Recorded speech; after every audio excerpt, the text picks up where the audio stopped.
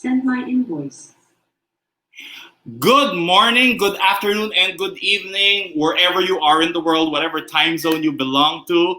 Welcome to the Unapologetic interview series right now. So I'm Francis Miranda, and it is my honor to be here today with our very special guest. So, our special guest, she wears multiple hats. She's an attorney, an entrepreneur. She is a business strategist, a speaker, you name it. She's done it. And you know what? I'm not going to be able to do justice to introduce her. So I would very much love for her to introduce herself because I'm sure she can do an infinitely better job than me. But the thing that I want from you guys in the Unapologetic Tribe is let's give her our warmest welcome for our first ever Unapologetic series. Ladies and gentlemen, let's give a warm round of applause, a warm welcome to our guest for today, Miss Ellie Shefi. Hi, Ellie. Hello.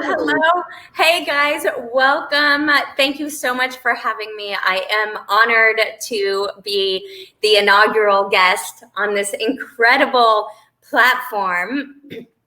Guys, as Francis said, my name is Ellie Shefi, and to the rest of the world, the outside world, I am known as an attorney, an entrepreneur, an award-winning author, a featured speaker, a teacher, trainer, a coach, a business strategist, you name it. Like he said, I do it. But really, guys, that's not my story. That's not my story.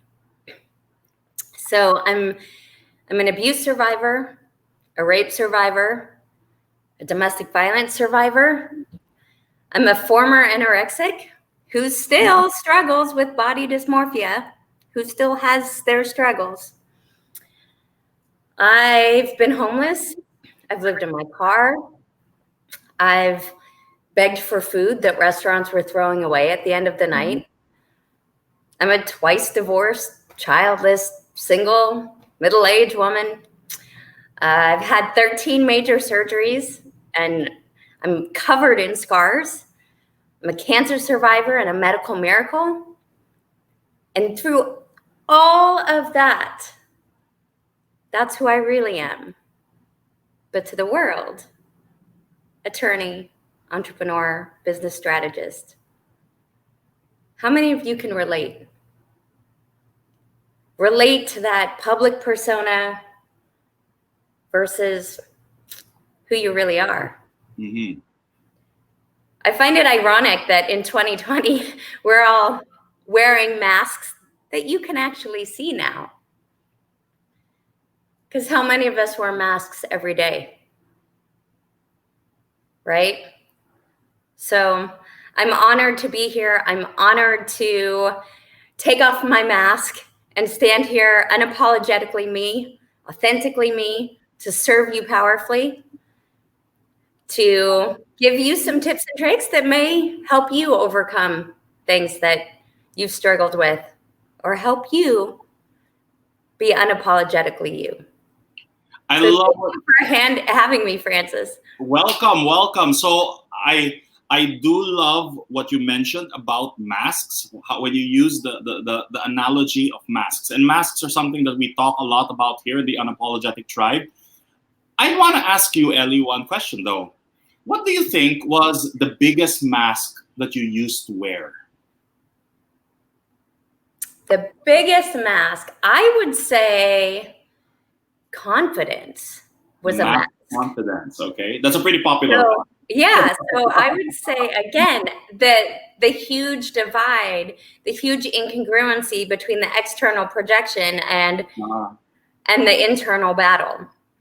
And I know we can all relate to it, right? Because we're shaped by our experiences. We're shaped by society and family and religion and insecurities and experiences. And we carry that with us 24/7, right? But people don't know our stories when they meet us. Yes. So I would say the mask of confidence, because I was always an overachiever externally. But what was going on internally? So the one thing that I did want to ask you about this mask of confidence, because I've noticed it's a pretty popular mask. What do you think is the most common cause why people tend to put on this mask of confidence in their lives?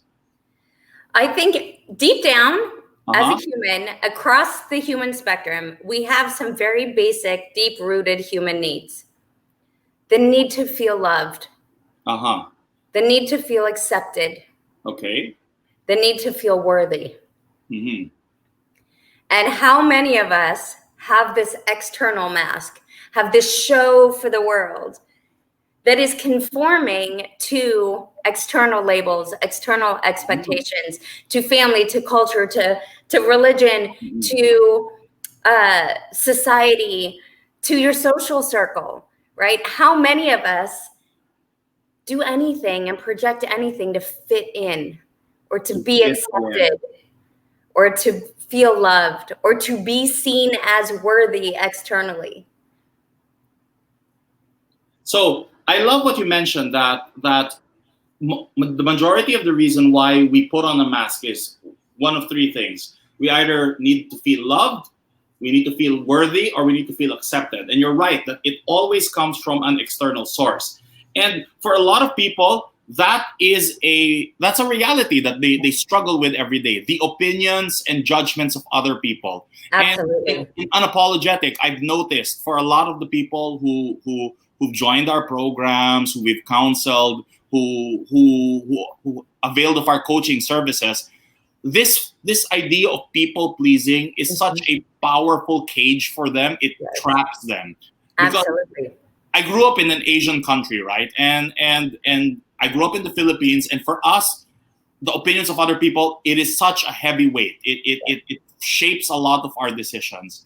But the one thing I've discovered is that people who have made it big, who had made powerful breakthroughs, they were able to do it simply because they were able to simply shed that mask and Yes. listen to their inner voice. So I want to find out from you, how were you able to shed off that mask and really find your inner voice that led to the success that you currently are enjoying right now? Yes. So it is a process. It does not happen overnight. Okay. So I just want to set that expectation for everyone. But here is the most amazing, beautiful tip that I can ever share. And it takes a little while sometimes to internalize it, but I want you to hear me, Mm-hmm. all of you out there. You are a gift, and you have something that only you have. There is no other duplicate of you. And you have a message, you have an experience, you have a spirit that somebody needs. Mm. And it is so unbelievably selfish to not share you. So by your very efforts to please everybody else, you're not serving anybody. Mm. Because you have a gift. You have a voice. You are unique. You have something that somebody else needs, and they don't get it if you don't show up as you. You need to show up as you. I love that. I love that. Yeah, And and everybody's not gonna love us. We're not gonna be everybody's cup of tea, but you know what? It doesn't matter, because the people who need us will find us. The people who need who we are, or the message we share, or what we deliver, or the compassion we have, or the story we've experienced, or the journey we've walked through. Somebody is waiting in the world for you to show up as you. And when you don't do that every single day, that you bow to the will of someone else, you are withholding your service to others. You are withholding pleasing the people that actually need you. So in trying to please and people please, you're actually not. You're not doing anything. that is such a mind-blowing statement. The idea that you are robbing the world of your ability to help other people when you are simply inauthentic because you're trying to portray something that will make you accepted to the world. I think that's a major issue that a lot of people struggle with. When I moved here to the United States, Ellie, I thought that this idea of people pleasing was a very uniquely Asian or Filipino trait. But since I moved in here and I started giving talks here in the US, I've already given talks in 77 US cities and 25 states. So I've been around here. And one of the things I've discovered as I was dealing with people, as you're talking to people, is that this thing also manifests in today's world through a powerful channel, which is social media. Absolutely. And it's mind-blowing how social media has actually impacted the mental health of many people in a negative way, because social media essentially becomes a giant opinion that's coming from you. So it's like one voice, one opinion, one judgment that is constantly being cast upon you. Now, for a person, how would you, what concrete advice would you give a person for this person to be able to block off these negative opinions so that they can listen to themselves? I always say in Unapologetic that the surest proof of inspiration is to get shit done, because just like you, I don't believe in namby-pamby feel-good inspiration. We got to get shit done, right? Absolutely. So you're a very practical woman. That one I know much from you. Yeah. What is the concrete advice you can give people who want to protect themselves from social media? To be very specific, because I think when we're very specific with our situations, we're able to help people. So if you're dealing with, let's say, with a person whose opinions are being shaped by what they see here in social media, what would be a concrete advice you'd give them? So step number one is you have to get clear on your why. Because until you are secure internally, it's impossible to be impervious externally. The way that you become impervious to the thoughts and feelings and expectations of others is by getting rock solid within yourself. And the first step to getting rock solid within yourself is to know damn good and well why you are on this earth. Because when you know your purpose, when you know your mission, when you know your why, and you are clear on that, you don't care a bit about anyone or anything that's not in alignment with what you are here to do. So step one is get clear on your why. And if you want to play along, Francis, I can walk you through a little exercise that I would challenge all of you out there to do. Why don't we do that? Let's do that. Let's do it. Let's make this exercise happen. Come on. Okay, so we won't go on and on, but step number one, if I asked you, what's the most important thing in this world to you? What's your answer? I think for me, it's relationships. It's my relationships with my family, relationships with my friends. Okay, so why are relationships with your family and your friends the most important thing to you? Well, when I was younger, when I was younger, obviously the things that you strive for success, you strive for money, and you strive for fame. But as you grow older, you realize that these things are fleeting. They're very good tools and instruments, but they're fleeting. And at the end of the day, you realize that happiness comes from having healthy relationships, that no amount of money is not going to be able to fill in the gap of bad relationships or an absence of them. So that's the why behind that. Okay. So why is happiness the most important thing to you? Well, we only live once. So if we're going to pass through life, we might as well pass through life with a sense of inner joy and happiness. Okay, so why is having inner joy and happiness the most important thing to you? Because inner joy and happiness is a potent fuel to continue doing the things that you want to do, even though they're tough, even though they're difficult. Awesome. So we can keep going with this, but I want you guys to all see what happened. When I asked you what was the most important thing at the beginning of this, you said relationships. But By the end of this, by the end of just those few steps, you dug deeper and your why became your impact and your purpose. Your why, notice that had nothing to do with relationships. That had nothing to do with your family and friends. When we dug and dug and dug, you got to, because it's the fuel for your purpose and your impact. The fuel for your purpose and your impact. I love it. So what I challenge all of you to do is ask yourself, what is the most important thing to me? Or what is the biggest gift I have to the world? Pick a question, a really important question, and ask it of yourself. And when you get that answer, you're going to ask, why is that important to you? And when you get that answer, you ask, why is that answer important to you? And you keep digging down like we just did. And we could have kept going because there's layers even further, but that was a good, in the interest of time, that was a good example for people. So I want you to dig.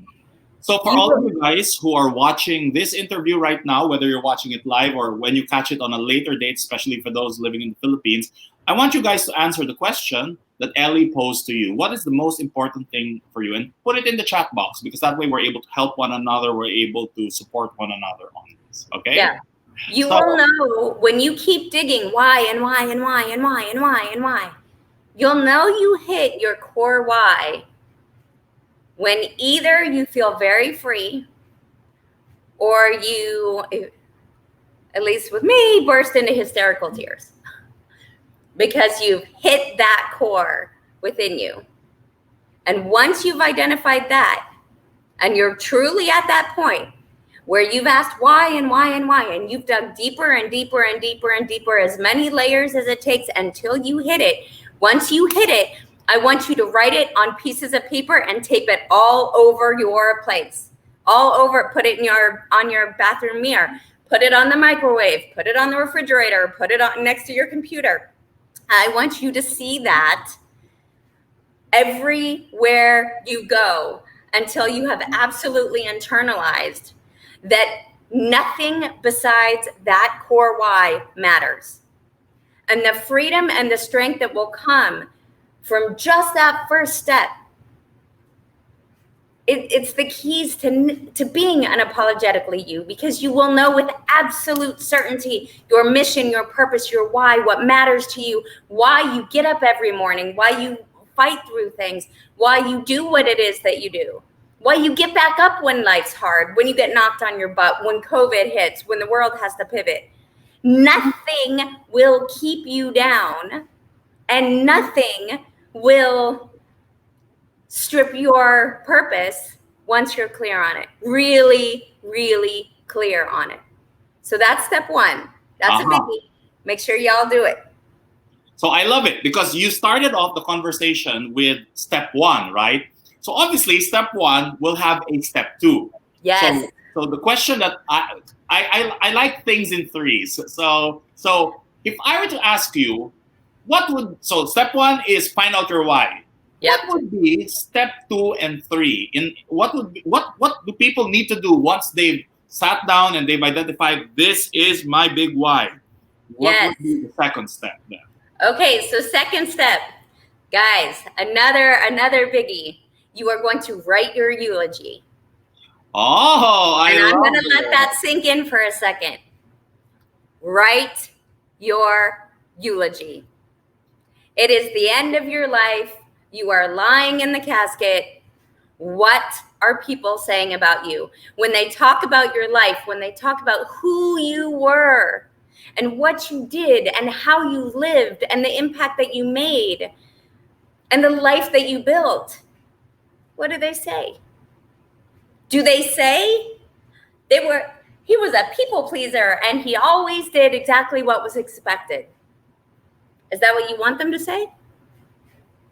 Or do you want them to say He stood in his power, and he was confident, and he was unapologetically himself, and he changed the world, and he helped people find their voice, and he lived every day with passion and purpose in alignment and congruency with who he is. And he was free, and he lived free, and he lived full, and he experienced life. Like, what's your eulogy? What do you want them to say?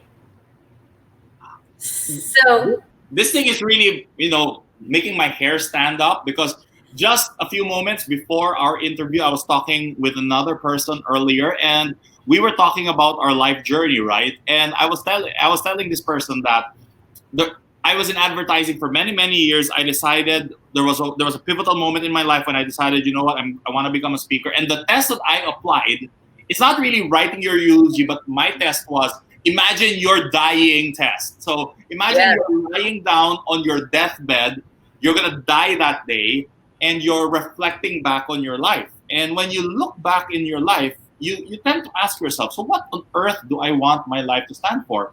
And I loved advertising, don't get me wrong. I'm very grateful for the career in advertising, because it helped me build up my financial foundations. It helped me live the life that I wanted. But then when I look back, when I took that test, I realized that I didn't want to go to my deathbed saying that the only thing I ever did was to sell soap and cell phones and fat burners and stuff like that, right? So that for me was a very powerful seminal moment. And I liked how you framed it, where it's all about writing a eulogy.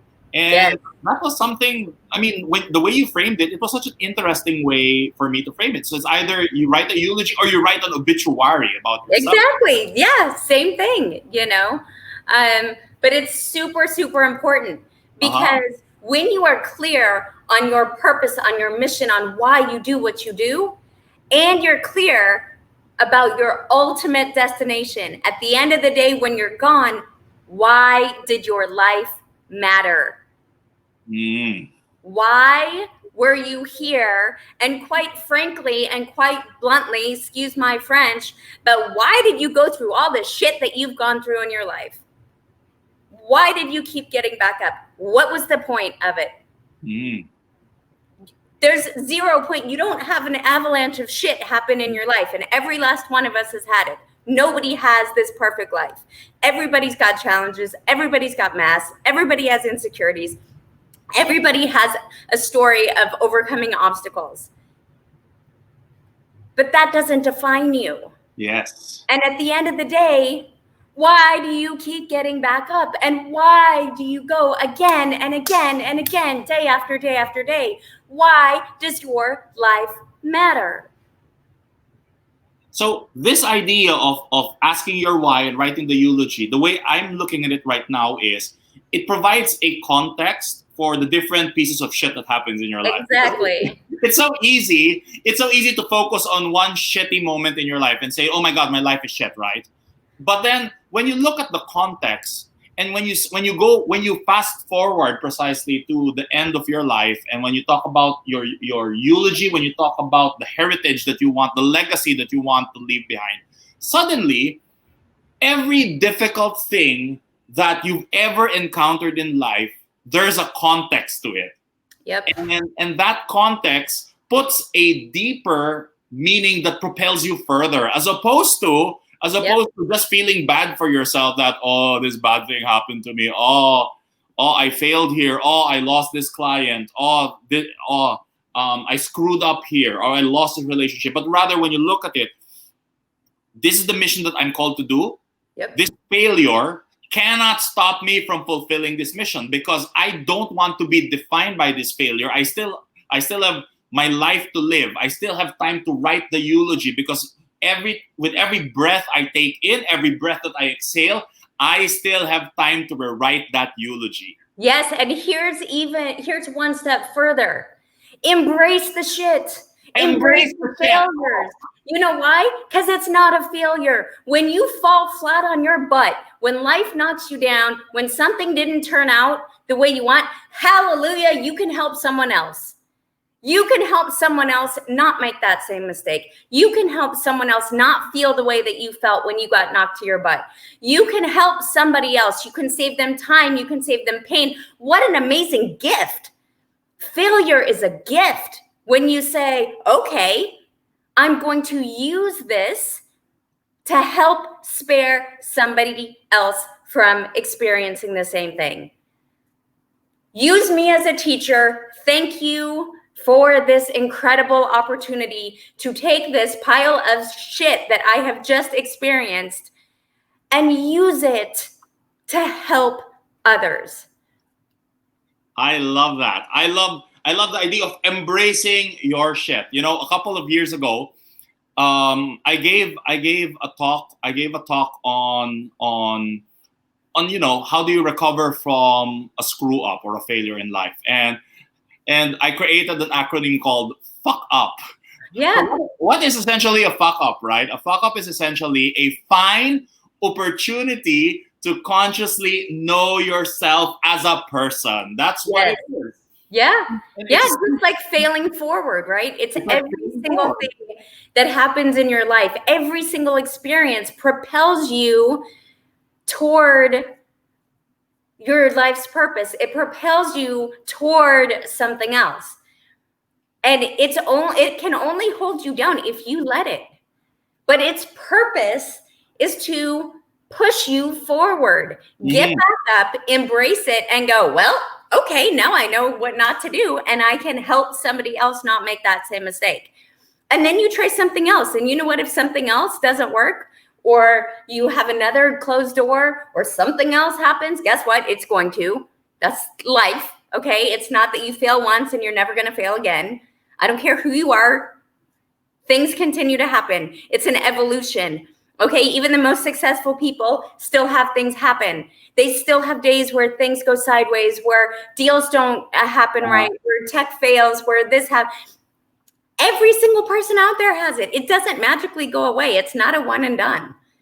So what are you going to do about it? Are you going to embrace it and use it? But you can only really use it when you're clear on your why and you're clear on the ultimate vision for your life, which happens when you write your eulogy. So once you've got your why is your fuel, right? It's your fuel and your anchor, as I like to say. Your why is your anchor that keeps you grounded. It keeps you centered. It keeps you Teflon from external expectations and labels and all those social media comments you mentioned earlier, right? Your why is your anchor as your shield. It's get out of the way. I am not done yet. So the doctors, like I said, I'm a medical miracle. I've had 13 major surgeries in the last 13 years. The doctors have been telling me since 2000, they've been giving me death deadline after death deadline after death deadline. First one I heard is you'll be dead by 2000. And you know what I said? Like hell I will. Watch me. I'm not done yet. Get out of my way. I am not done yet. I love that. Yeah, I have a purpose on this planet. Exactly. I have a purpose on this planet. I have not completed it yet. Get out of my way. There is no stopping me. No time for you, death. That's what it is. Yeah. Right? It is no. And you get to that point where it does not matter if it's a social media comment, a societal pressure, a parental pressure, a religious pressure. You get to a point where you're like, I don't care what you think because I know what my purpose is. I know what my mission is. And I know that I'm living in alignment to make that shit happen. And you get out of my way or I'm going to go over you, under you, around you, or through you. But absolutely nothing is stopping me from living my mission, my passion, and my purpose.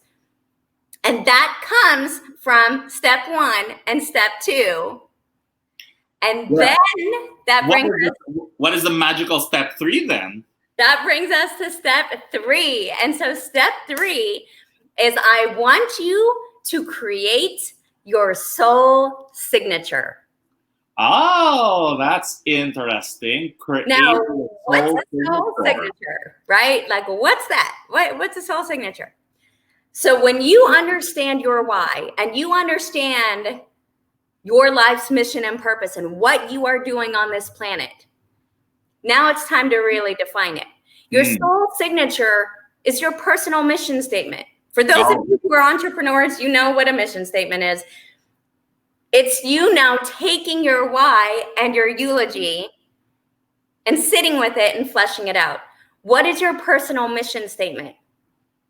Who are you? If you have to give one sentence, who are you? Define for yourself. Not to please anybody, not for the parents, not for the culture, not for the religion, not for society. Who do you define yourself as? And who do you want to be? And who do you need to be to get you where you want to go?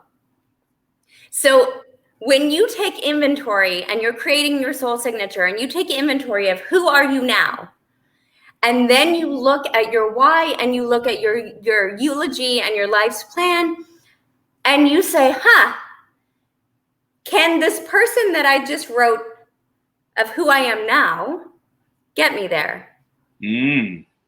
Or who do I need to become? What do I need to shed? How do I need to grow? What skills or coping or competencies do I need to acquire to step into the person I need to be to live the life I am creating, I'm envisioning, I'm defining? And when you bring those three things into alignment, your why,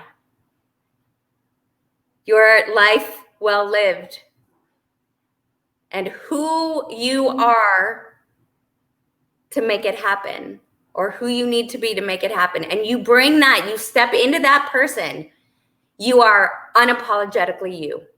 And absolutely no one and nothing will shake that. So for all of our viewers right now, Unapologetic Tribe, you guys have 3 assignments to do from Ellie. Okay, so we've got 3 assignments to do, and you can use the comment section on this video to answer those assignments. So the 3 things that you need to write down, and let's help one another, let's support one another. The very first thing you need to write down is what is your why.